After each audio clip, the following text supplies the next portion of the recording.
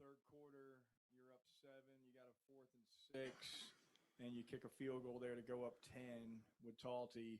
Y'all have been aggressive on 4th down all year. Was there any thought there to going for that 4th and 6, or was it an easy choice to get the 3 points and go up 10? No, that's a good question. I think to go up 10, make it a two-score game, give us that cushion there.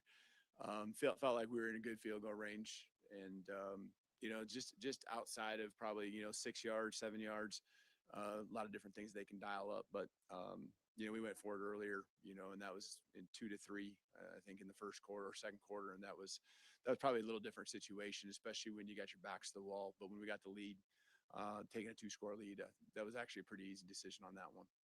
So Nick on the far right.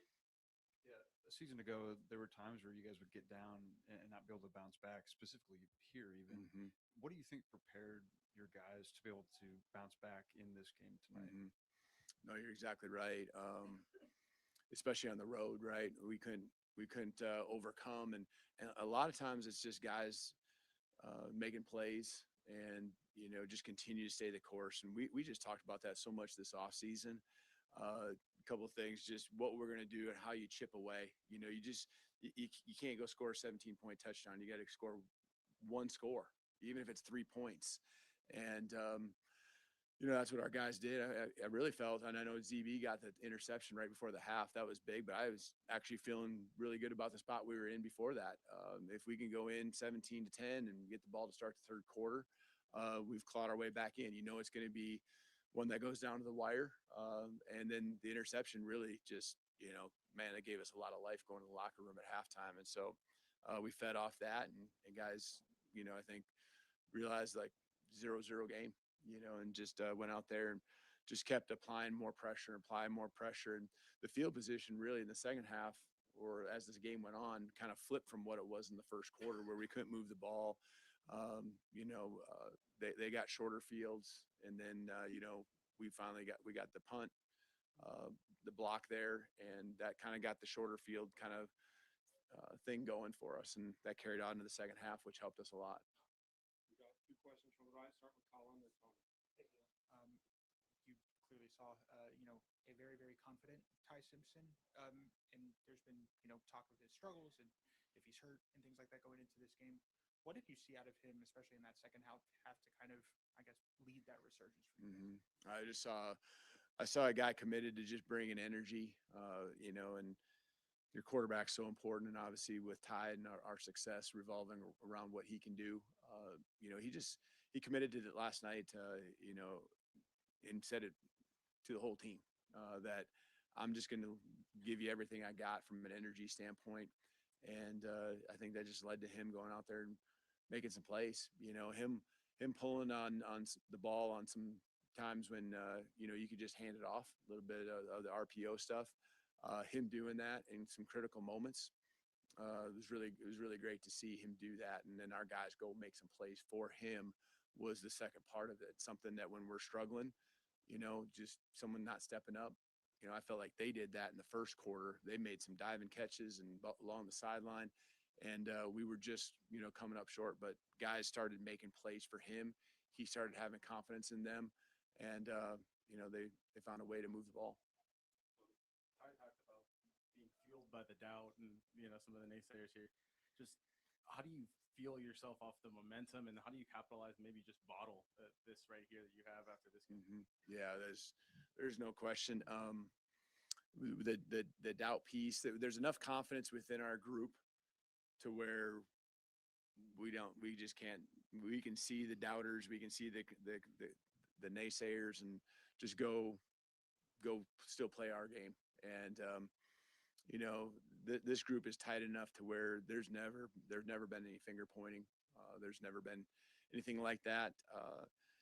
I think Deontay said it, really, really well. We always talk about the game's going to come back to us. We have too many good players, and if you just keep fighting, you're gonna force them to make a mistake. Something's going to happen, and just keep coming after them, play after play. And the game's going to come back to you, and that's what happened tonight. The game came back to us, and all of a sudden we found opportunities where we could attack and go take advantage, and then more plays being made. And so this was hopefully something we can really build off of, get into, the next 2 weeks now, again, putting a good game plan together, get a chance to go on the road, go out west and play in the Rose Bowl.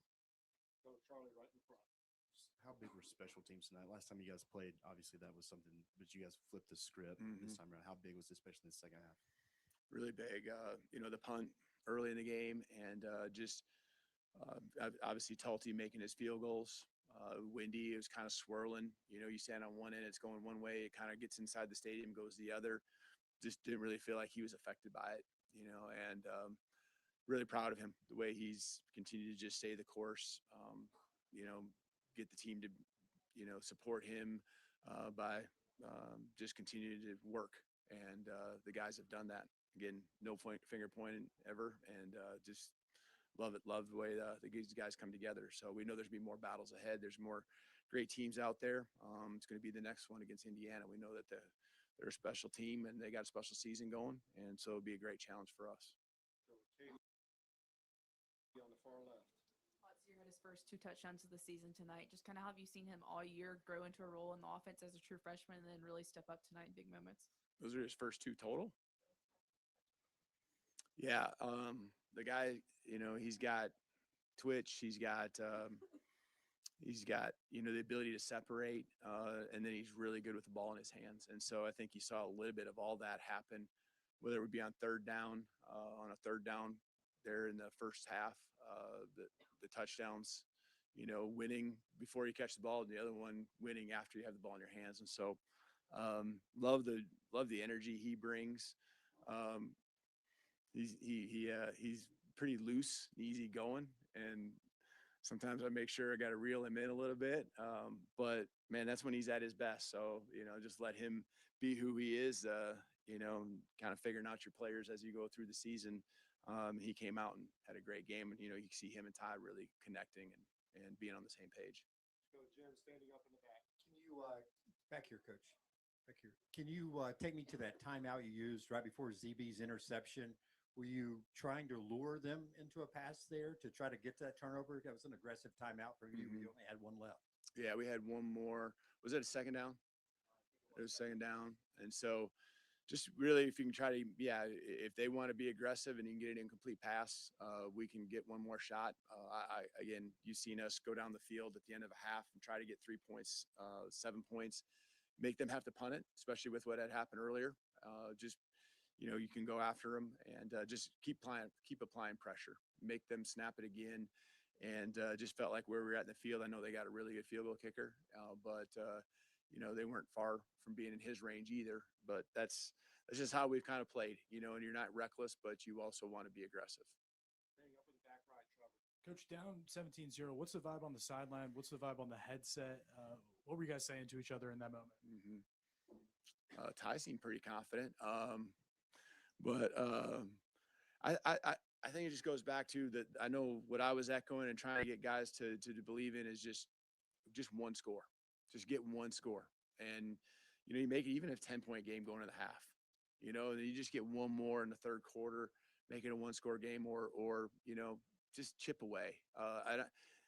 A year ago when we were in this very place, that's what we had said. We were down, I think, 21 points at one point. And, we just said, hey, if we can get 7 points on the board by the end of the third quarter, and we had an opportunity there right at the beginning of the fourth, a play that wasn't called a touchdown, but, we just knew that just get one. And those are things in the off season we've talked about, like, what do you do when you're in that spot?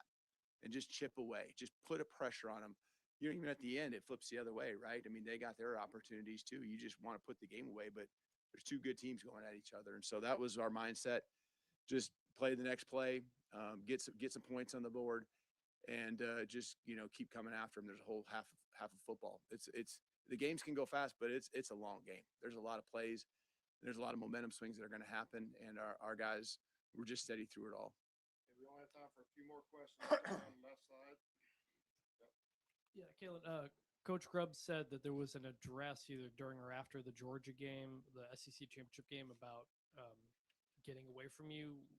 can you explain what that was, and how did the SEC championship performance impact you guys today when you were down 17? What was the first part you said? There was Coach Grubb said it was an address of some kind, either during or after that game, about how that went and how that carried over into this game. Yeah, I mean, what's done is done, and once we got into the playoffs, this was our opportunity, right? You know, that we wanted that game. We want to win an SEC championship. What was behind us, you know, isn't anything we can control anymore, but greatness lies in the future. And so that's what we really focus on. And in having a couple of weeks, and we knew we'd get some of these guys back and healthy. And that was key, I think, for us to feel that, hey, you know, we can become the team that we know we're capable of. And so, you know, don't overthink it. It's a lot of guys doing a little bit better in everything that they can control. And when that happens, that's really what happened even during the game tonight. Everyone just did a little bit better. And everyone, you know, then all of a sudden, because of the players you have, they go make a play and, you know, change a game. And so just everyone kind of owning their space, owning the issues that we had in the past, correcting it, and just being all in. That was a message here the last couple of days, just being all in. And so that was really the case, you know, since that game 2 weeks ago. Yeah, the block punt from Tim Keenan in the second quarter, just what did that do momentum-wise for you guys, and were y'all going after it? What kind of play did Keenan make on it? Yeah, we weren't going after it. I think it's just we were in pretty much a conservative situation there, and so just way it got dropped, and he picked up the ball. I mean, the field position against an Oklahoma team is so critical with their defense. So that was huge. That was really huge for us. And you know, the takeaways and the field position just really kind of was the opposite of the first game back at home. There's more things we can point to as well, but that was the case. You know, we got the interception for a touchdown, and we got the shorter field there in that case, and took advantage of it. Okay, we'll finish up with Matt on the far right. Has Ty been doing anything different ball security wise? It seems like he's been doing a better job not fumbling when he gets sacked. Just being really conscious of it. You know, we're just, you know, talking about that all the time, and you know, all of our guys. But again, I mean, the ball was out a couple times tonight, and we just gotta. It's something you can just not take for granted ever, and how important it is. And you know, sometimes he's in those, but he knows he's got to take care of the football, and that's a priority for our football team. It has been all season, and it was good to see him. I know he got hit a few times, but he took care of it, and that first and foremost was what he needed to do. All right, thank you, Coach. Yeah, thank you guys. We'll be joined by Lazio Brooks, Keon Sabb, and Xavier Brown here shortly.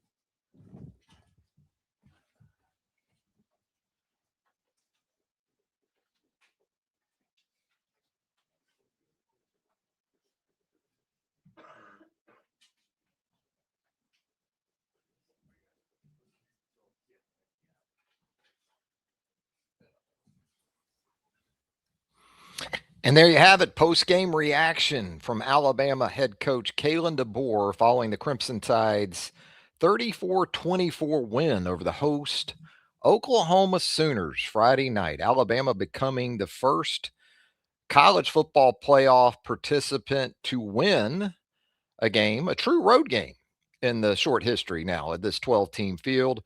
Very improbable, it seemed, after the first 15 to 18 minutes of what we saw on Friday night. I did not pick Alabama to win the game, and in large part because feared what we did see in the opening quarter, opening 20 minutes or so, but give Alabama all the credit. Just when it looked like this could be a repeat of what we saw in Atlanta in the SEC championship game, it was a role reversal.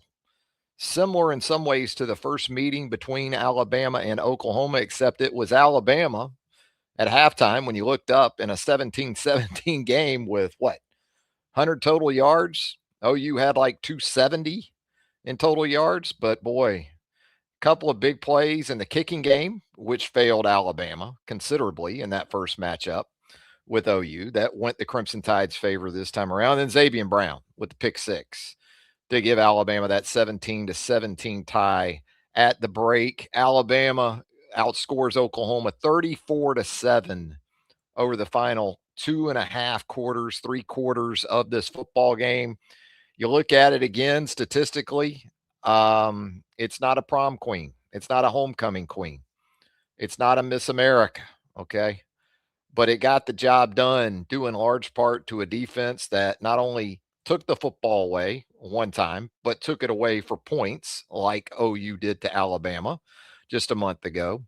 And then Alabama took care of the football. 3 turnovers in each of the last 2 meetings with OU, 0 for Alabama in this game. And really, when you think about the block punt for Alabama in the second quarter, that was essentially a turnover because of where it set Alabama up. And it also provided a little bit of a ray of light for Alabama in the field position standpoint. It hadn't been a friend of Alabama of late, field position, but you had the muff punt snap. Keenan's able to get the block and get on the football there at the OU 30. Yeah, you only got 3 points out of it, but you make it a 1-score game. And then OU might have been feeling itself a little too much on the offensive side, still feeling comfortable. Mateer was great in the first quarter and change, not only making throws that we really hadn't seen from him since prior to the thumb injury early in the season, but also with his legs. But the 2-play sequence there with the punt block and the pick six, Alabama went into the half feeling really good about itself, comes out there, third quarter, outscores OU 10-0 to come out of the half, 10-point game, and kind of felt a little bit hold-on-ish. There's some things we can quibble with, but I thought Alabama offensively, whereas you'll look at those rushing stats again, and they're not great. I'm not going to try to sugarcoat it for you, but I will say this. In the second half, Daniel Hill ran the football effectively. I think he had 42 rushing yards in the second half. Daniel Hill with another touchdown run against this vaunted OU defense in the red zone. Alabama with a couple of red zone touchdowns again, had a couple of red zone touchdowns in the first meeting. But areas where you worried about Alabama, they did check the boxes, took care of the football, and then flipped the script in terms of not taking it away a ton, but when they did, it was huge for Xavier Brown, not only to pick that ball off, but get into the end zone, because you still don't want to have to deal with that Oklahoma defense, even in the red zone. Even if Brown picks that off and he's tackled by Mateer at the 18, you might be settling for 3. Although, as we know, we saw it again from Kalen DeBoer, down 17-0. Goes for it on the 4th down. What about Lottie Brooks, man? I'm not saying Lottie Brooks is Alabama's number 1 receiver right now. I'm just saying he damn sure isn't the number 3. Jeremy Bernard came up big. And where did it happen for the passing game? We've talked about it on the channel. Opposing defenses for a while now have been playing more middle of the field coverage, taking away the middle of the field, which had been the sweet spot for Ty Simpson and certainly Jeremy Bernard. But defenses have been basically daring Alabama. Let's see if you can beat us, outside the numbers and down the field. And you got it from Lottie Brooks on his touchdown catch there in the third quarter. That's a slot fade. He gets matched up on a safety. He's got to win that, and you got to take the shot.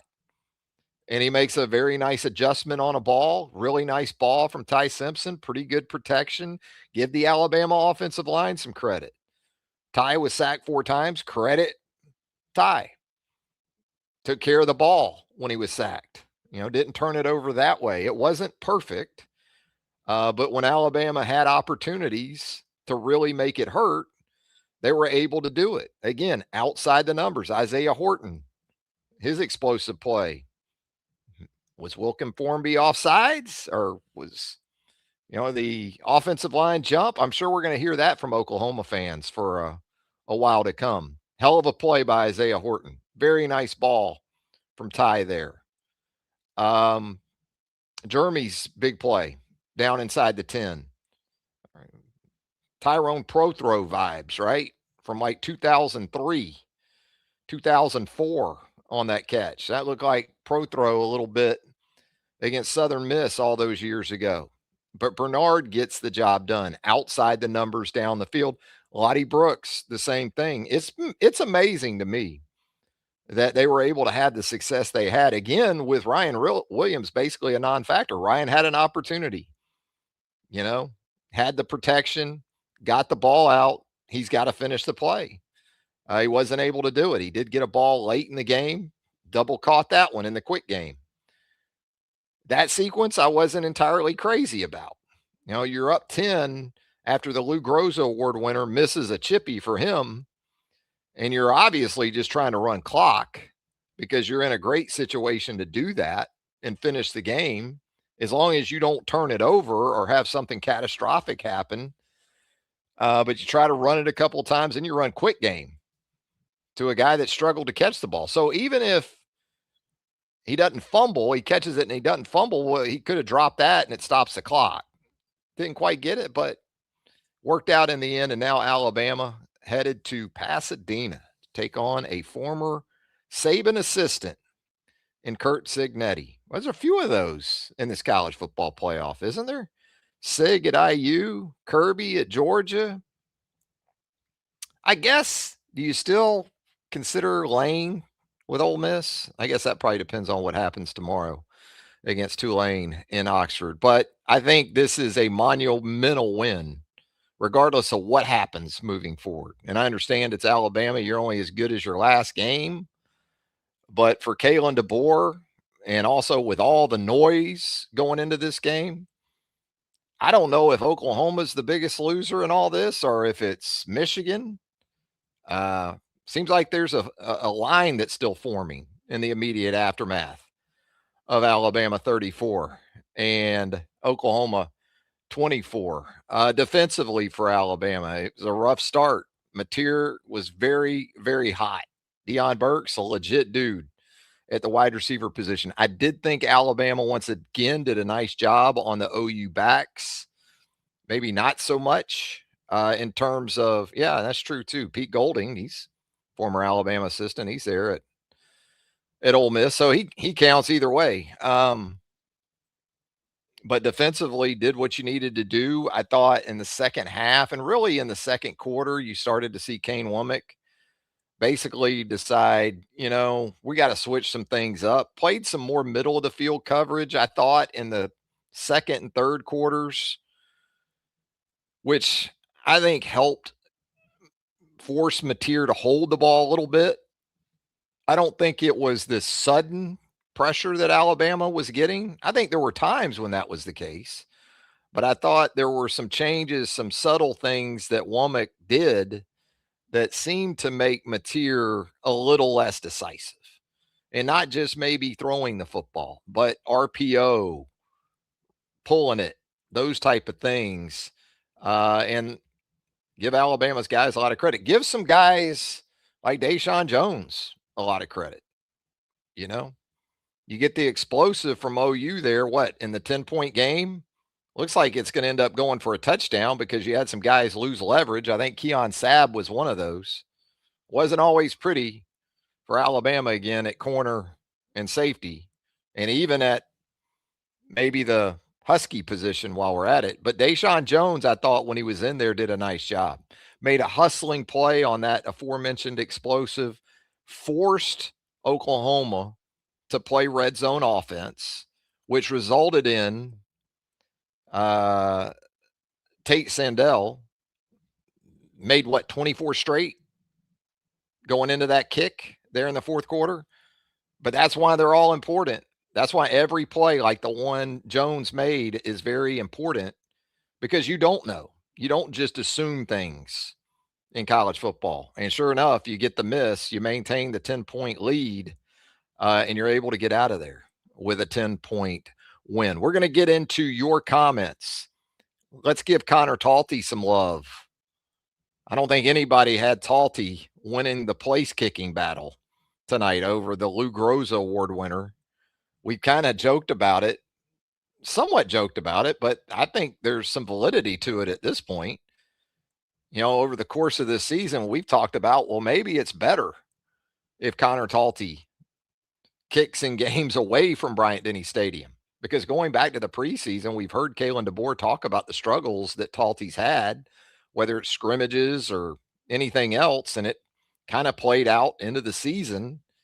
He's been really good on the road. I mean, he drilled some kicks at Auburn in that road win, and then tonight he was just absolute money on the field goals. I didn't think Blake Dowd was great, but he did have a big one there in the second half that he pushed out inside the 10, really backed Oklahoma up at a time when Oklahoma offensively was not feeling it. So I think that added to that seed in the mind of the Oklahoma offense that had been planted. Yeah, I do agree that Kane Womack brought more guys as the game wore on, but I thought he did a nice job of mixing it up too. I don't think he became overly predictable with it. You saw him do some things where, had some nice games with Keon Keeley. I thought this was a game Keon Keeley could play more snaps in because Oklahoma offensively isn't Georgia and how they want to sort of bludgeon you like Georgia does. It's more of a space game against Oklahoma, and that fits Keon Keeley with LT Overton, which, by the way, how with this win and knowing you've got some time before you play on New Year's Day in the Rose Bowl, maybe you get some guys feeling even better. Maybe you get some more guys back. And by the way, when you want to talk about heart and courage and someone in a relatively short time who embodies what it means to play football at the University of Alabama, go ahead and write down the name in double ink in Sharpie, Josh Cuevas. Because Josh Cuevas early in this game against OU, he was one of the very few positives. When OU was running out 17-0, and Josh Cuevas doesn't even start the game, and he goes out there and gives you a couple of glimmers of hope offensively, and he still impacted the game when he didn't catch the football. That fourth down to Lottie Brooks in a 17-0 game, if you watch the replay, you'll see OU is concerned about Josh Cuevas. He's going to run kind of a flag route. I think Ty maybe could have hit him for a touchdown, but he kind of ran off the coverage there. And then Brooks was able to sit it down, convert that fourth down, and then give Lottie Brooks a lot of credit, man. Getting to the end zone, showing the fight. That team needed sparks from anywhere, special teams, offense, defense. And really, they got it from all three phases. Finally, some complimentary football from Alabama, especially in that second quarter. From there, kind of unfathomable after what we saw in Atlanta. I don't care who you are, and you can show up here in the comments. I'd love to hear from you. Let me know what you're thinking. I'm going to work through those here in just a minute. But I don't care who you are. When it was 17-0 in the second quarter after what we saw in Atlanta, I don't know too many people that were thinking, yeah, there's a 34-7 run coming. Just be patient right here. Let's work on some of these comments, all right? Yeah, I don't know what to say about Ryan Williams at this point. I agree, John. I think it's a very important win. I understand, again, as I said from the outset, you're based, you're kind of rated or ranked on championships when you coach at Alabama. But I think in terms of sort of I won't say a calming win because it's going to be a fervor for that matchup against Indiana. Once it rolls around, right now in the immediate moments after this thrilling comeback for Alabama, the sentiment's going to be, it's, everything's great moving forward. But if they go out and they don't play well against Indiana, it'll, in some ways, it'll get noisy again.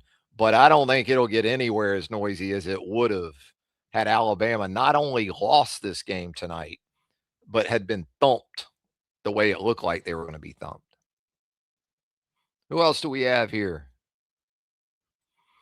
It does, Ben. Ben says, man, the deep ball just opens up so much. And you got to take your shots, where defenses are basically daring you to do it. And for a few games now, it seems like that's been more outside the numbers.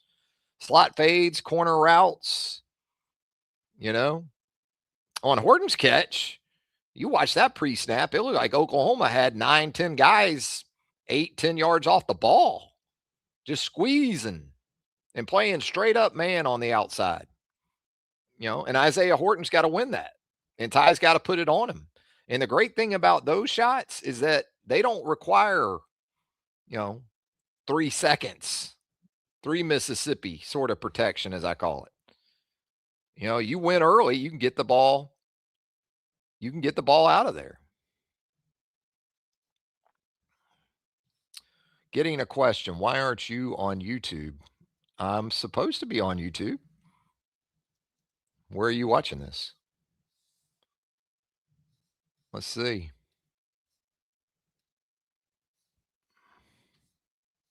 Yeah, I think we're good. If you're having technical diffs, let me know.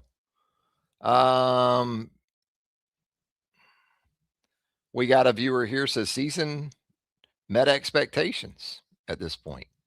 Yeah, we'll see when Indiana rolls around. I mean, you have won 11 games, okay?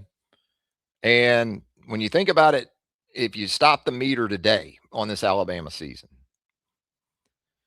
you've got a win over Georgia. You got wins over Tennessee, LSU, and Auburn. 5-0 on the road against SEC competition. That's a pretty damn good season. Now, there's not a title. I guess you could have said in the old division days, you could have claimed an SEC West, but I don't think Alabama's always been as crazy about doing that, maybe as some other places. Lumpy Diz says, seems like OU did not trust Mateer after the interception. I'm going to give Alabama more credit for that. I think they still wanted to work some areas of the field or some things where they had some success earlier in the game. I think Kane Womack, to his credit, made some adjustments. And as I said earlier, I think some of the pass rush success for Alabama with those 5 sacks, you attribute to changing the looks a little bit for Mateer, forcing him to maybe hold the ball more, create some uncertainty. He was so in rhythm and so on script there early. It's tough to get him off of it. They did, though. Let's see what we got here. 22 DeBear 22 says, a little gust from the gods. Yeah, that 35, 36-yard miss by Sindel, it had a cut on it late, didn't it? Had a little cut late. It was interesting because Fowler called it good on the broadcast. I'm sure you heard that in real time. Fowler, hey, he's got it. And I'm looking at the kick and I'm seeing it cut, like a late slider, a late slice in golf from a left-handed golfer going to the left. And I'm thinking I think that's closer. The thing you can't tell on television, though, is the depth. There's a lot of times kicks look like they're good, but it's more about maybe a right-footed kicker hooking a ball or drawing a ball around the upright, and then once it's beyond the upright, there's another 10 or 12 yards to say the net, and you'll see the ball hit the net, and it's inside the right upright, but it actually was right at the upright when it went by the goalpost. No more games. That's right. And Brian Denny tweeted that during the game. That should be a good thing for Connor Talty.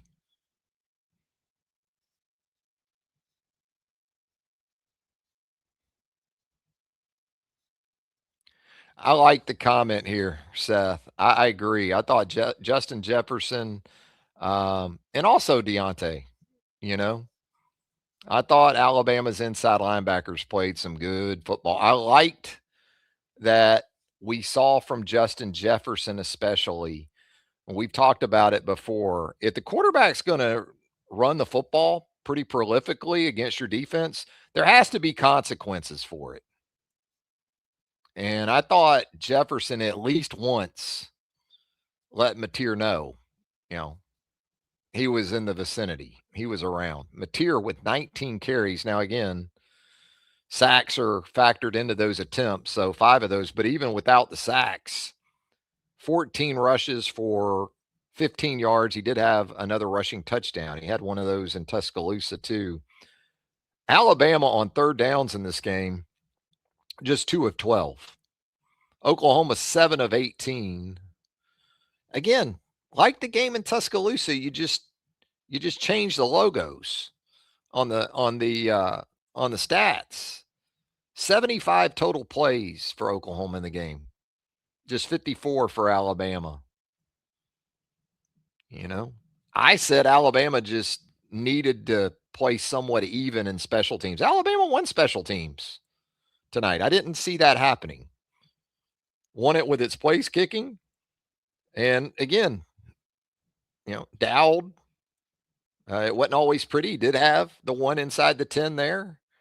But there weren't any catastrophes either. The biggest issue I probably had with special teams was in the fourth quarter when Alabama was up 10, sacked Mateer, I believe it was, on the third down, deep, pretty deep, and then forced the punt from OU. I would have liked to have just seen Alabama and punt safe and fair catch the ball. You know, I know it's retrospect and hindsight and all those things, but with where the game was and what Alabama really needed to accomplish to close the game out, instead, you know, they try to set up a return up 10 later in the fourth quarter. And you get, I think it's Ivan Taylor, who we saw in there for Keon Sabb in the first quarter at safety when Alabama was off to a bit of a rocky start. I would just like to see, make them punt it, fair catch it at the 40. You know, take your chance from there. Instead, you get the hold. Now you're back to the 30. And, you know, OU's feeling a little bit better about itself with about 6.5 minutes to go or so. Otherwise, special teams, absolutely no problem really with that on Friday night. What else you folks got for me here late night? It is late. Sully says the few times Jaden Roberts was in there, they seemed to run the ball better. I still like just direct run. They had a nice little pin and pull, you know, I guess earlier in the game when you had Jam working into the OU sideline. I think you pulled Dewberry. Maybe you pulled Brailsford. Brailsford looked a lot healthier tonight, I thought. You know, Brailsford actually, if you recall, he kind of hauled Jam Miller. Now, I'm still going to give Jam Miller a lot of credit. I know he's not playing or producing to the level I'm sure he would like. But for a guy who's been through no fewer than 3 issues health-wise, serious health issues, I'm not going to beat up on Jam too much. The only thing I'll say too is, you know, if you can't really use your offhand as a running back, either it's just something you're not comfortable with, or it's just something that, you know, you just don't do that well. It's tough to get yards after contact. And to be fair to the backs, I think too often this season, that's been the charge for them. Yards after contact. Because there hadn't been a lot of gaping holes. Now, Daniel Hill, whatever they're dialing up in first and goal situations or goal to go situations for Daniel Hill, maybe start dialing up those runs out at the 30 or the 40 or something, because he seems to run those pretty good. You know, I'm not a big fan of this offense going back-to-back runs. We saw that a time or two. A lot of times, unfortunately, it feels like wasted downs. But you got to give it to Ryan Grubb there in that goal to go. Because on first down, I thought Hill had a lane that he could have gotten into the end zone on first and goal. He cut it back left, sort of into the wash. But he stayed with it on the next run and finished with a lot of strength and a lot of power. I mean, with the way they're set up right now, I like changing the eye level with some of the gap type runs and things like that, pullers and things like that occasionally.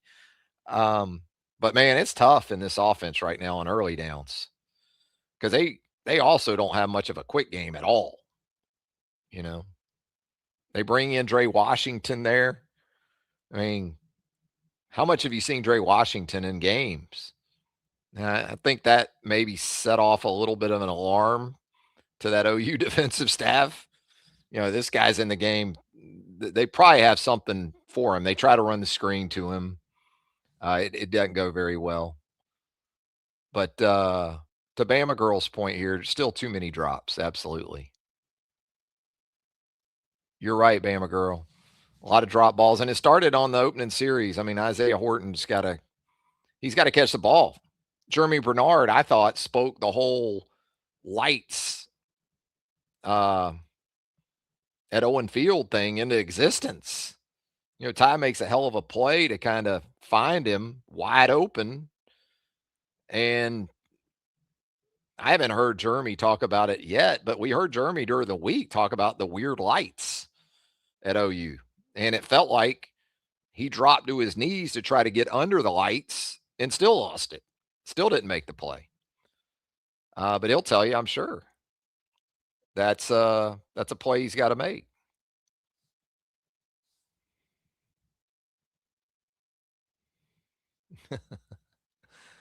What about 50 Cent coming out? You know, I thought it was interesting. I thought about it when he came out there between the third and the fourth quarter to do mini men or whatever. I thought, you know what? I mean, yeah, I understand that's to get that crowd and maybe that team, you know, even more hyped up. But, you know, Alabama players, I would think it got them just as hyped up. That's pretty much what Deontay Lawson said afterwards, which I was wondering too. Do these kids, how familiar are they really with 50 Cent anymore? I mean, because I'm 57 and I know 50 Cent. You know, it's kind of like, hey, they're bringing out Run DMC next. I thought this was another good play on special teams. It was a little bit dangerous. Seth's talking about if Dejon Lee could return, it would be huge. I thought he made a good play on the short punt. I mean, what I liked about it was he was decisive. You know, it was maybe a little bit dangerous, but not to the extent that it was a punt on your side of the 50 or maybe down around your own 30 or something like that, where if you try to make that play where he scoops it and muffs it and OU gets on it, you know, they're deep on your end. I thought that was a pretty good play.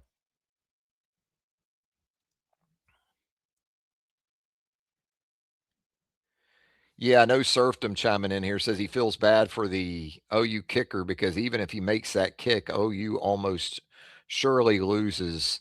Losses on Mateer. I don't know if I'm putting it all on Mateer. I think, again, credit Alabama. Kane Womack in the postgame talked about it. They kind of switched something up. He felt like they baited Mateer there based on probably something they showed pre-snap the first game, and then they switched it up on him at the snap. You know, he thought he was getting, I guess, maybe man from Xavier Brown out there, and instead they dropped 8 with 2 safeties deep, cover 2. Xavier just stood there waiting on the ball to come out. And I'm sure Mateer thought Xavier Brown was going to bail or, you know, get run off or something. Yeah, Keely doing a nice job. I thought some of the games were nice tonight. Some of the games in general.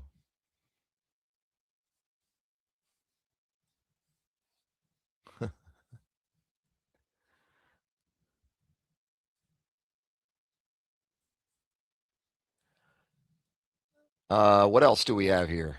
Oh wow, Ben said Zabian looked like Antonio Langham in the 1992 SEC title game. Yeah, kind of had that feel to it. What about Antonio in that Iron Bowl in Birmingham. I was at that one as an Alabama student. Oof. How long ago is that? What are we talking about with that? We're talking about 33 years ago? Come on now. Can't be that long. Yeah, I thought Sully chiming in thinks the Alabama defense has to lead the nation in almost interceptions. Had a couple almost this games. What about the one throw from Mateer that hit Deontay in the head? And I thought Mateer made a hell of a throw on the touchdown on the deep crosser because Satania was running right up the seam. He kind of got both the safeties' attention. And Deontay had great depth, man. And he was sitting on that crosser. And Mateer, to his credit, you could tell from that throw, among others, that thumb was feeling better because he flat out ripped that ball in there. Yeah, I mean, the yak and I agree. 22 DeBear says if Alabama can keep Yak down by tackling better, finish better, but struggle. Yeah, I mean, it was a struggle. Damani Jackson had issues, I thought, a couple of times. Sab, we saw Red Morgan get caught up on the touchdown pass to Satania. That's a tough one, though. I mean, it still can't happen, especially with Satania out there. But Mateer had hurt you a couple times with runs. So, and Red's sort of nature is to come downhill. I think that's Sab, too. What else do we got? Hello, Deborah. How are you doing this evening? Yeah, I wondered about that Bama girl. The Notre Dame fans. I didn't really see any, but I don't pay attention much to Notre Dame fans. They're not relevant. They're in the Pop-Tart Bowl well, actually, no bowl, right? Notre Dame fans, that felt like a couple of L's tonight. The beer is not cold. Everything else is cold in South Bend tonight, but not after that Alabama. Not after that Alabama win, that comeback win. No, Tim, I did not. Tim's asking if I had Talty out kicking no use kicker on my bingo card. I did not, but we've talked about it here on the channel. Talty's like the road game Groza. Call him road game Groza. That's his nickname, I guess. I'm not crazy about the get off times either for Dowd, but I mean they keep him on a clock all week and also in games. But yeah, seems like there's a couple of times, a time or two a game where it's a little tight. Had another one tonight.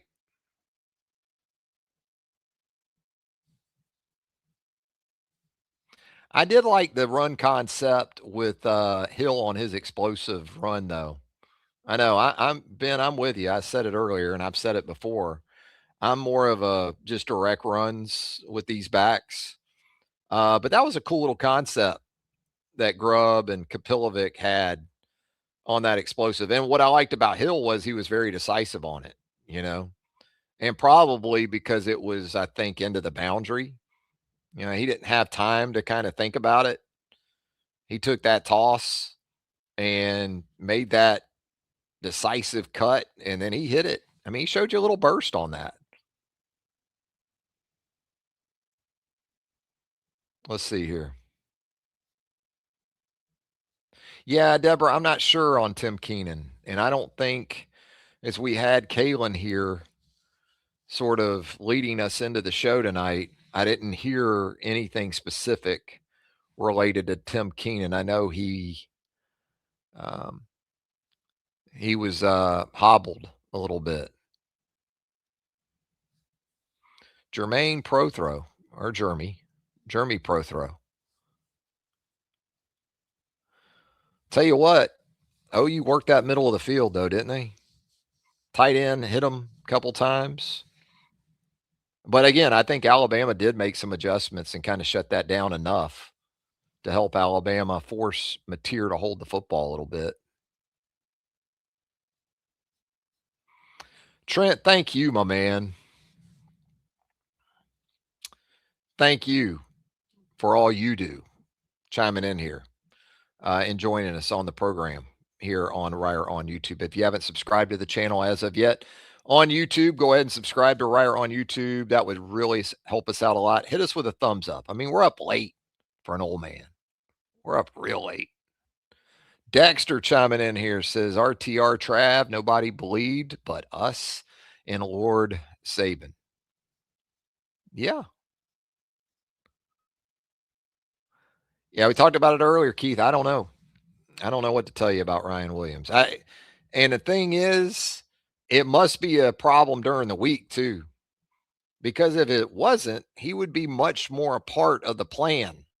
So this must be something that's, 3 or 4 days a week leading up to games. Trent Wade asks and says, I will be honest, Travis, I haven't watched 1 second of Indiana football this year. Can you give a quick synopsis of what to expect? They're a very confident bunch, man, and it comes from their head coach, Kirk Cignetti. He is very certain in what they do and what he does and who he is, which I really didn't anticipate.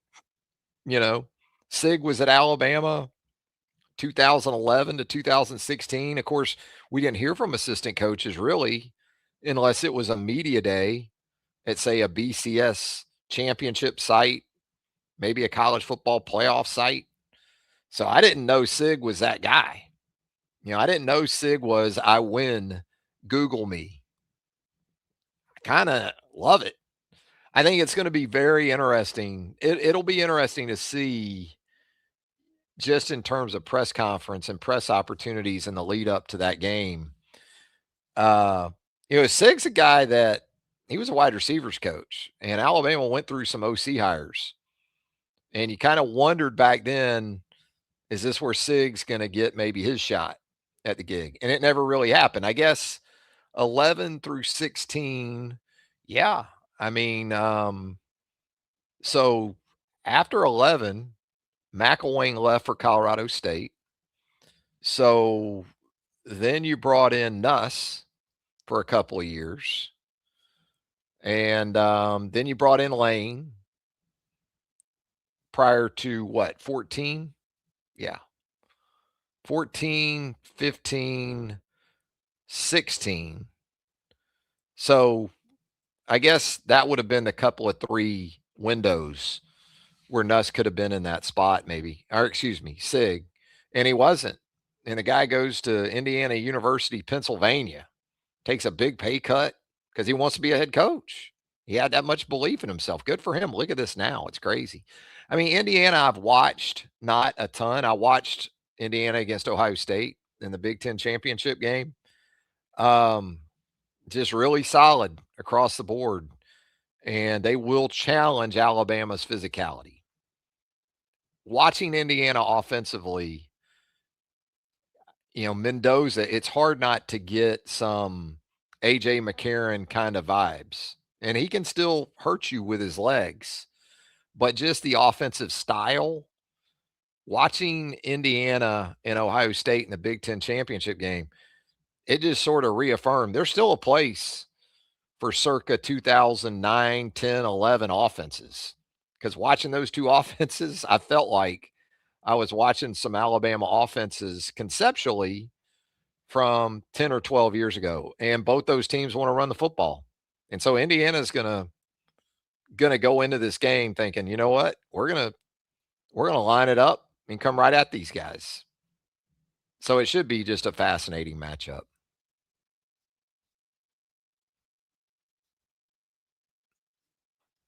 What do we got here? Best matchup for Alabama versus Indiana. We do not want to play Georgia or Ohio State. I'm not going to argue with that right now. No. You're still willing to take your chances against Indiana as much as anything because you're still going to think roster-wise, Indiana's not going to have a better right. Now, Indiana did some good stuff in the portal. I mean, not just at quarterback either with Mendoza. And it feels like they've gone and got guys who fit their culture and their sort of mindset. You know, they kind of look like some of those Saban teams that want to make you quit. So it'll be interesting to see if Alabama can answer that bell out in Pasadena. Again, the good news for Alabama is not only, you know, with another window of time here to give some guys more time to perhaps heal up a little bit more. You played the early game this weekend. You know, playing Friday night, get back to Tuscaloosa tonight, and get started on that process of recovery right now. You know, get started with that for the next couple of 3 days, and you know, maybe the Josh Cuevases, the Cam Dewberries. Danny Lewis played a lot of football tonight. He did a nice job on that pin and pull to Jam Miller. You know, he's a physical presence, and I think you're going to need that. I think IU has a pretty significant injury to maybe one of their defensive end types. I mean, I haven't really dove in on Indiana yet. So, you know, there's a lot of things to take into consideration.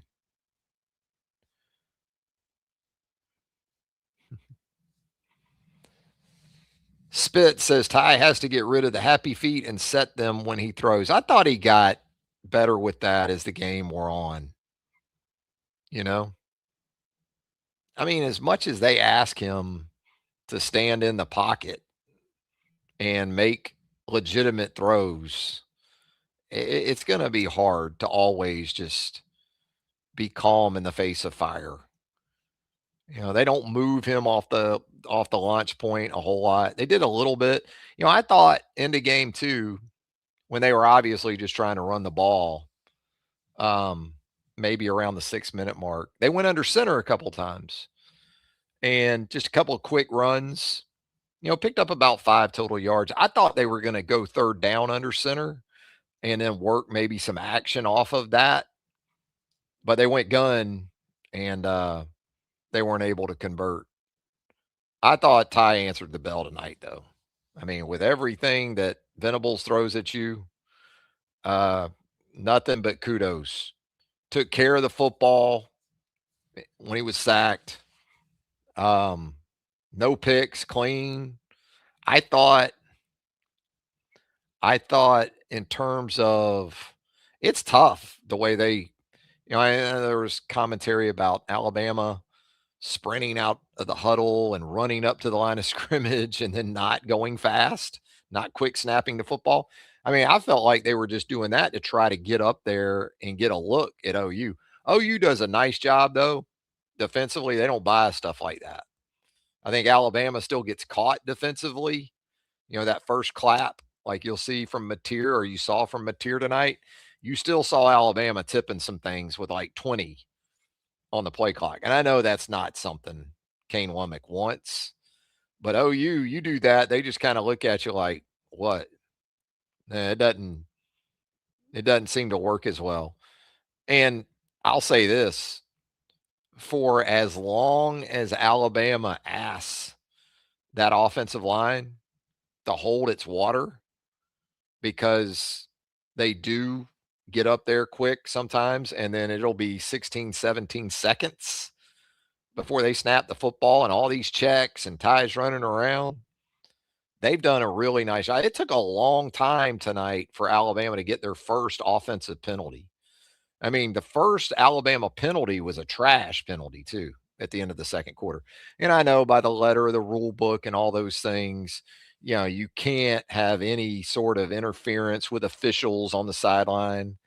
And I guess, again, technically, what I saw in the replay, if the Alabama staffer or whoever that was on the paint, as they call it, you know, you got to be behind the paint on the sidelines. You can't be on the paint. I think the head coach or, you know, whatever, but I mean, you got to want to call that, you know, to call that. But Alabama, it was into the, I think, third quarter before they had their, Caden Proctor had a false start. And that to me wasn't on Caden Proctor. That was on the operation of getting the play in, making the checks. I mean, there's a realistic ceiling to what you can expect from those guys. I think for Alabama, they've done a pretty nice job this year. Chris says tackling in space has to improve if Alabama wants to keep advancing. Yeah. It wasn't great throughout the game. I think there was at least, though, for Alabama to get back in the game, it got better. Yeah, it got better. Now, then they had a breakdown late on the crosser. I think it was a crosser. It may not have been a crosser, but I think Sab took a bad angle or missed a tackle. And that's the play I was talking about earlier with Deshaun Jones. Hell of a hustling play. One of those plays in games you don't think about, but because you're thinking, well, even though he made the play, this kicker for OU's automatic, and they're down here at the 20 now, so they're getting at least 3 and going to cut it to 7. Well, that's what you get for assuming, right? Yeah, no serfdom. I think that's who it was on the false start that wasn't. And I think that was the shot to Isaiah Horton. Give Horton credit, man. He bounced back from a rough start too.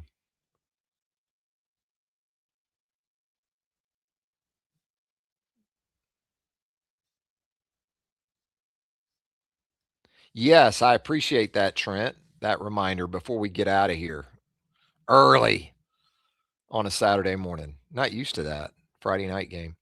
For sure, everyone, please tune in to myself and Chase Goodbread. We think we'll be on tomorrow night. Actually, Sunday night. See, you got me. I guess it is tomorrow night now that it's Sunday morning. Whatever, right, Trent? No, we'll be on. It'll either be Sunday or Monday. I'll have updates there on my Twitter X account at Travis Reier, TravisReier. If you subscribe to Reier on YouTube, you'll get a notification. You can turn on the notification bell. That way, regardless, you're going to get the heads up about Talking Tide and the other shows that we have for you right here on Reier on YouTube. Thank you all for staying up late and chiming in and being a part of the Reier on YouTube channel. Have a great rest of your night. Enjoy the football tomorrow. Isn't that nice? Your team wins on Friday night. Boy, you're just relaxed. You can enjoy the 3 playoff games tomorrow, knowing that your team is headed to Pasadena to play in the Rose Bowl.